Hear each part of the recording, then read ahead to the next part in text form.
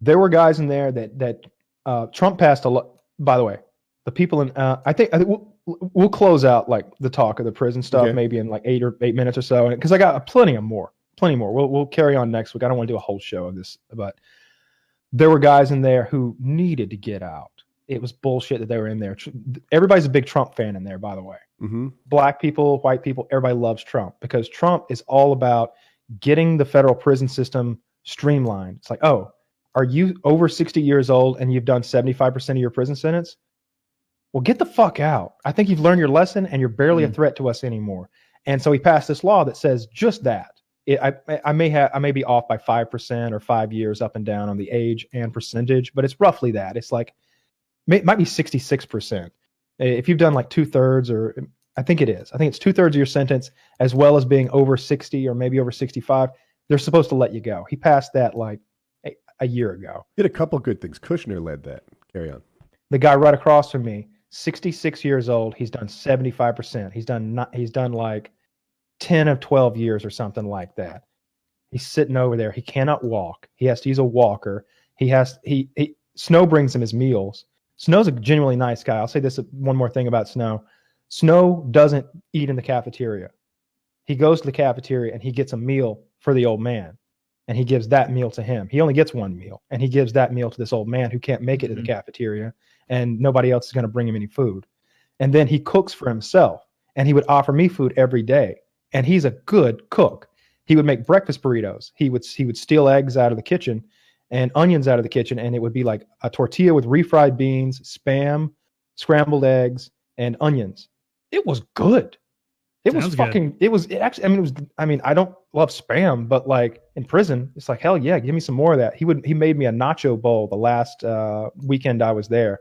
We'd been talking about it for a month and a half. He's like, yeah, I'm gonna make you a nacho bowl on the last week because he knew I was on a diet, and he just get this big bowl of like Doritos and chips with tortilla with refried beans and chili and also like steak. He made carne asada in prison in a microwave. It was absurd. Nice guy. Is Snow the one you offered your radio to? Is that how? No, that's a black guy. I honestly don't know the black guy. That was the dreadlock guy. Yeah, dreadlock guy. When I finally gave him that radio day before yesterday, I told him, I'll give it to you on the night I'm about to leave. I gave him the radio. He couldn't believe I had actually fulfilled my promise. He was like, may God bless you and all your future endeavors. For $100 radio. He's like holding my hand, like I'm shaking his hand. May God bless you and all your future endeavors, young man. Folks in here, really they say one thing. They say one thing and they do another, and you are honest man, and I appreciate that because that's a rare thing in the world, and that's damn rare in this lockup right here. Thank you, young man. And I was like, I guess I'm an honest guy, man. I've intended on giving you this radio the whole time. It was my idea. Like I don't want this radio. But I'm just like, yeah, man, you enjoy. Did you have other things to give out? Like maybe I gave shit out to everybody. Clothes? Yeah.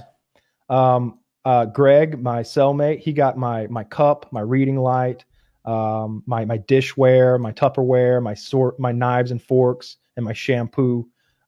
Snow, he got all my condiments, my mayonnaise, my ketchup, my mustard, my sriracha sauce, my spicy Asian sauce, like all my condiments and stuff that was actually kind of valuable. Little things that I just passed out to random people. Oh, here's some extra earbuds. Here's a crossword book. Anybody who needed a thing.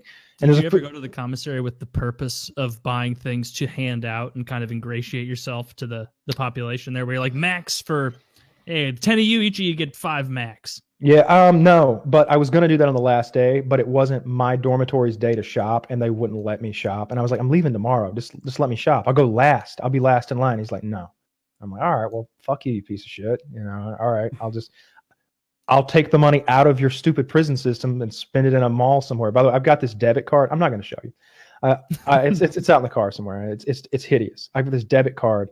It's the most bootleg ghetto shit ever. It's like my mugshot on like a Citibank debit card. It says like Metro Bank or something like that. It's got $87 left on it, which is my commissary balance. I'm going to use that for online purchases. I am not. That's not the card you hand to the maitre d' at Morton's. Oh, this will pay for half of my first steak.